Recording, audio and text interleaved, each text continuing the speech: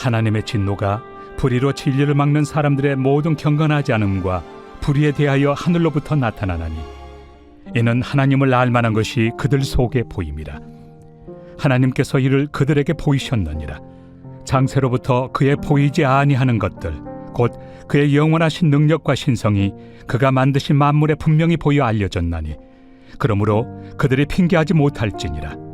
하나님을 알되 하나님을 영화롭게도 아니하며 감사하지도 아니하고 오히려 그 생각이 허망하여지며 미련한 마음이 어두워졌나니 스스로 지혜 있다 하나 어리석게 되어 썩어지지 아니하는 하나님의 영광을 썩어질 사람과 새와 짐승과 기어다니는 동물 모양의 우상으로 바꾸었느니라. 그러므로 하나님께서 그들을 마음의 정욕대로 더러움에 내버려 두사 그들의 몸을 서로 욕되게 하게 하셨으니 이는 그들이 하나님의 진리를 거짓 것으로 바꾸어 피조물을 조물주보다 더 경배하고 섬깁니다. 주는 곧 영원히 찬송할 이시로다. 아멘.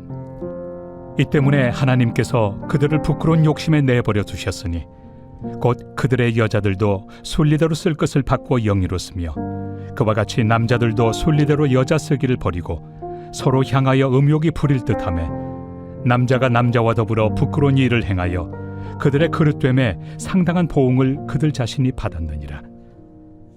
또한 그들이 마음에 하나님 두기를 싫어하며 하나님께서 그들을 그 상실한 마음대로 내버려 두사 합당하지 못한 일을 하게 하셨으니 곧 모든 불의, 추악, 탐욕, 악의가 가득한 자요 시기, 살인, 분쟁, 사기, 악독이 가득한 자요 수군수군하는 자요 비방하는 자요 하나님께서 미워하시는 자요 능욕하는 자요 교만한 자요 자랑하는 자요 악을 도모하는 자요 부모를 거역하는 자요 우매한 자요 배약하는 자요 무정한 자요 무자비한 자라.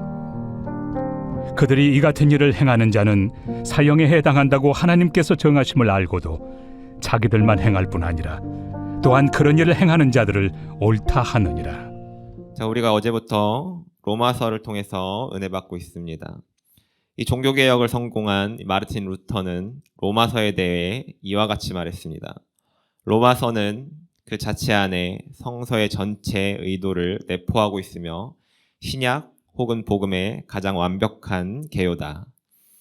이 마르틴 루터의 말과 같이 로마서에는 믿음으로 구원에 이르는 복음에 대해서 자세하게 설명하고 있습니다.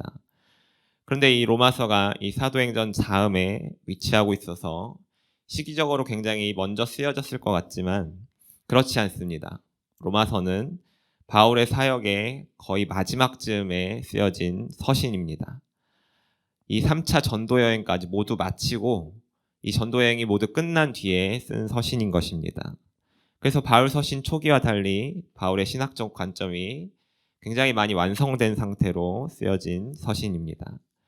더 나아가서 바울은 아직 로마에 가지 않은 상태입니다. 즉 예수님께서 이 십자가에서 돌아가신 이후 많은 그리스도인들이 이곳저곳으로 퍼져나갔는데 퍼져나간 사람들 중에 이 로마에 정착한 그리스도인들이 있었고 그들이 모이고 있다는 소식을 들은 바울이 그들을 향한 메시지를 기록한 것이 바로 로마서입니다. 그래서 서신의 초반부에 자기가 사도로 인정받은 것과 예수님에 대한 이야기 그리고 자기가 로마로 가고자 노력하고 있다는 내용을 통해 이 얼굴도 보지 못한 사람들을 만날 때 이 신뢰를 위해서 서신의 초반부를 조금은 더 상세하게 기록된 것입니다. 그렇게 기록된 로마 초반부 이 로마서 1장 1절부터 17절까지 지나서 이제 오늘의 본문으로 들어갑니다. 오늘 본문은 이 하나님을 믿지 않는 자들의 이 불의에 대해서 이야기하고 있습니다.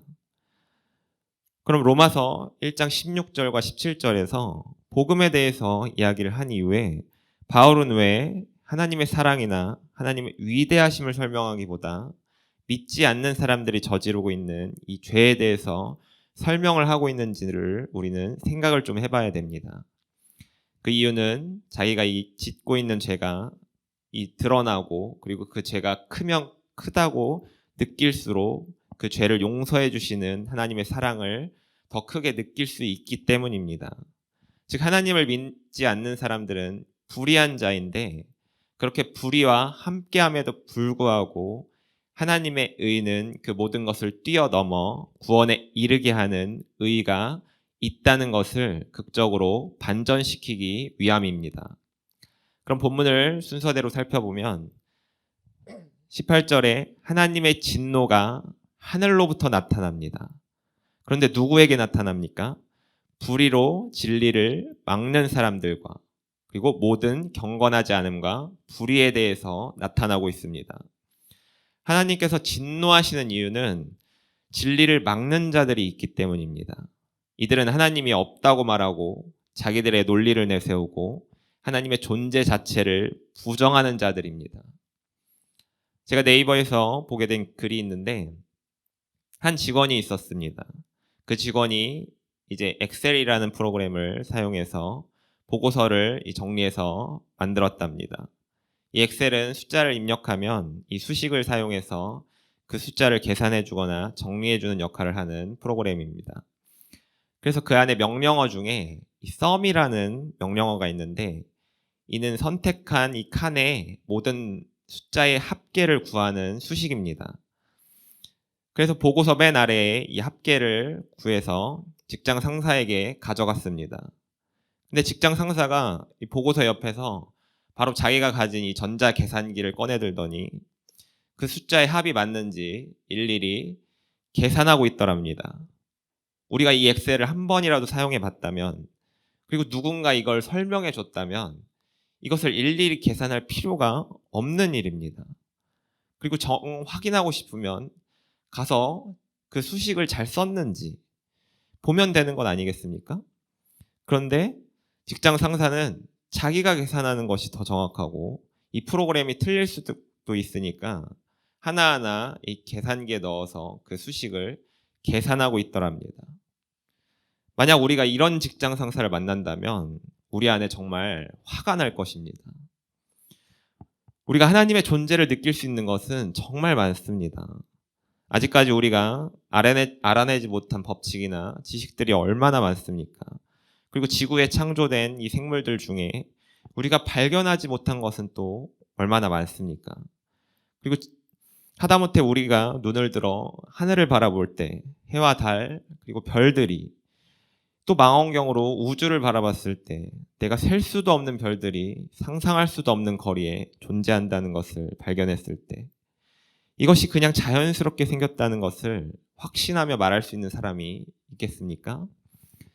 하지만 불의로 진리를 막는 사람들은 이 모든 것들을 부정하는 사람들입니다. 하나님께서 세상을 창조하셨음을 인정하지 않는 자들입니다.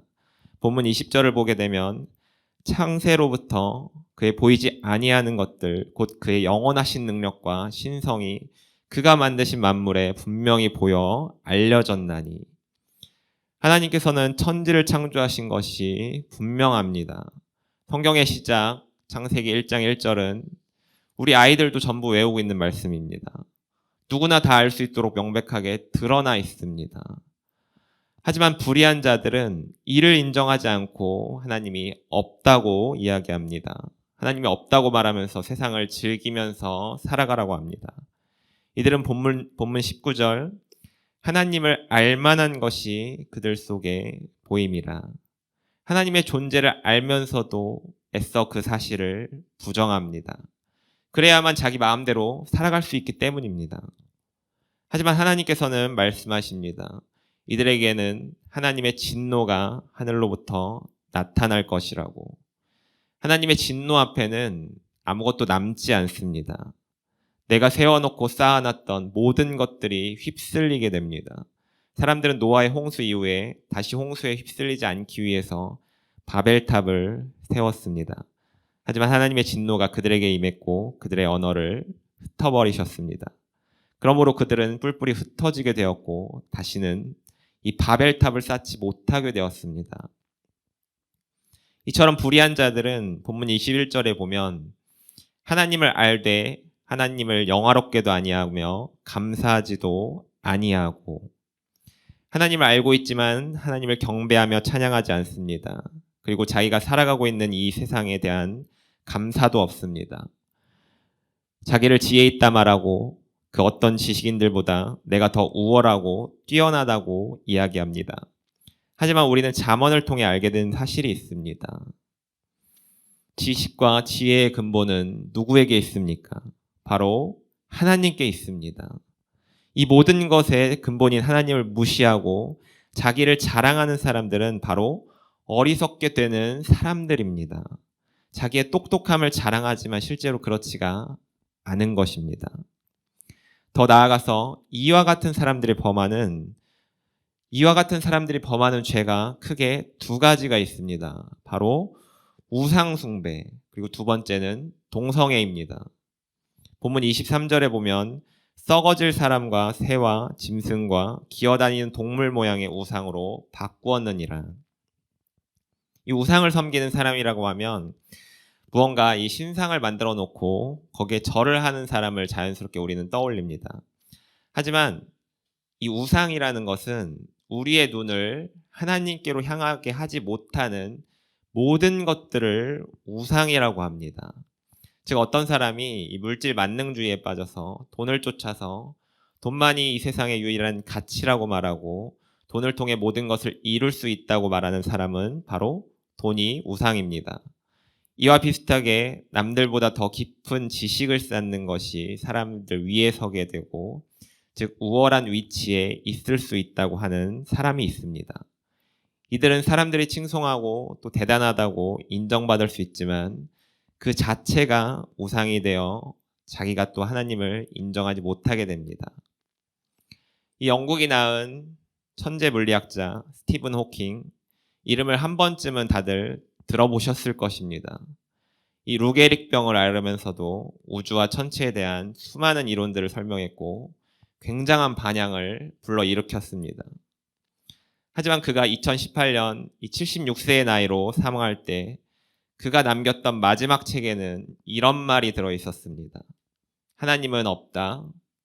아무도 우주를 이끌지 않는다. 수많은 사람들이 그를 대단한 천체 물리학자라고 말합니다. 그리고 적어도 TV나 뉴스를 접해본 사람들 중 그의 이름을 들어보지 않은 사람이 없습니다. 하지만 이 모든 것들이 하나님을 인정하게 되는 요소는 아니었습니다. 모든 것이 썩어질 우상을 세우고 있었던 것입니다. 다음으로 동성애가 있습니다. 이제 본문 26절과 27절에 나옵니다. 여자들도 순리대로 쓸 것을 바꾸어 영리로 쓰며 남자가 남자와 더불어 부끄러운 일을 행하여 라고 나오는 부분입니다. 이 동성애는 로마 시대에 만연했던 아주 더러운 죄악입니다. 그리스 로마 신화에도 동성애는 자주 등장하는 소재 중에 하나였습니다. 지금과 별반 다르지 않게 그렇게 이상할 것도 없는 문화였습니다. 로마는 황제들도 동성애를 통해서 이 성적인 쾌락을 얻고자 했습니다. 하지만 이 동성애라는 것은 하나님 앞에 정말 큰 죄악입니다. 창세기 19장을 보면 아브라함과 이제 헤어진 롯이 소돔에 거주하게 됩니다. 그때 소돔에 이제 두 천사가 방문하게 되는데 성문 앞에 있던 롯이 그들을 맞이했고 자기 집으로 불러들입니다. 하지만 소돔 사람들이 롯의 집에 찾아와 두 천사를 내놓으라고 합니다. 그러면서 그들이 하는 말이 있는데 창세기 19장 5절에 보면 롯을 부르고 그에게 이르되 오늘 밤에 내게 온 사람들이 어디 있느냐 이끌어내라 우리가 그들을 상관하리라. 여기서 마지막에 이 상관하리라라는 표현은 동성애를 의미하는 표현입니다. 즉 남자가 남자를 마음대로 하겠다는 것입니다. 이와 같은 모습을 보신 하나님께서 롯과 그 가족을 피하게 하시며 유황과 불을 소돔과 고모라에 비같이 내리게 하셔서 그들을 멸해버리십니다. 하나님은 계속해서 우리에게 하나님을 드러내려 애쓰고 계시는 분입니다. 온 우주 만물을 하나님의 말씀으로 창조하셨고 그 안에 하나님을 알만한 것들을 보여주셨습니다. 그리고 이것도 모자라서 하나님은 그분을 우리에게 드러내시기도 하시는 분입니다. 말씀으로 우리와 함께 하셨고 태초부터 지금까지 우리에게 말씀하시는 분입니다. 이에 더 나아가서 그 말씀이 육신이 되어서 예수님이 이 땅 가운데 오시기까지 하셨습니다.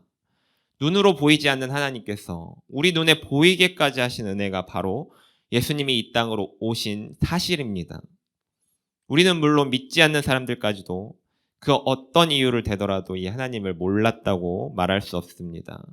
그러나 이들이 그럼에도 하나님을 인정하지 않는 이유는 바로 마귀에게 마음이 붙잡혀 있기 때문입니다. 마귀는 사람들이 하나님을 인정하지 않는 것으로 자기에게 정당성을 부여합니다. 로마서 1장 28절을 보면 또한 그들이 마음에 하나님 두기를 싫어하매, 마귀에게 마음이 사로잡힌 사람들은 마음속에 하나님이 들어오는 것을 싫어합니다. 그러면서 그 안에 썩어질 우상들을 채웁니다. 하지만 우리 믿는 사람들은 마음에 채워야 할 것이 있습니다. 바로 예수님을 믿는 믿음입니다. 로마서 1장 17절, 복음에는 하나님의 의의가 나타나서 믿음으로 믿음에 이르게 하나니 기록된 바 오직 의인은 믿음으로 말미암아 살리라 함과 같으니라. 여기서 나타나는 이 믿음으로 믿음에 이르게 하나니는 예수님을 믿는 믿음으로 시작해서 하나님을 만날 수 있는 믿음에까지 이르게 되는 것입니다. 우리 마음에 무엇이 채워져 있습니까? 예수님이 계십니까? 아니면 썩어질 우상들이 채워져 있습니까? 우리는 불의로 진리를 막는 사람들이 아닙니다. 그들은 하나님의 진노를 피할 수가 없습니다. 하지만 내 마음속에 예수님이 함께 하신다면 우리는 하나님의 의가 나타내는 삶을 살 수가 있습니다. 이 삶은 죄와 멀리하는 삶입니다.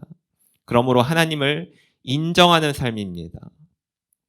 하지만 우리가 계속해서 죄 속에 빠져 있는 삶을 산다면 하나님을 인정하지 않고 있는 삶입니다. 우리 성도님들의 삶 가운데 하나님을 인정하고 썩어질 우상을 버리고 영원히 찬송할 이이신 하나님만 바라보며 살아가시기를 축복합니다. 기도하겠습니다.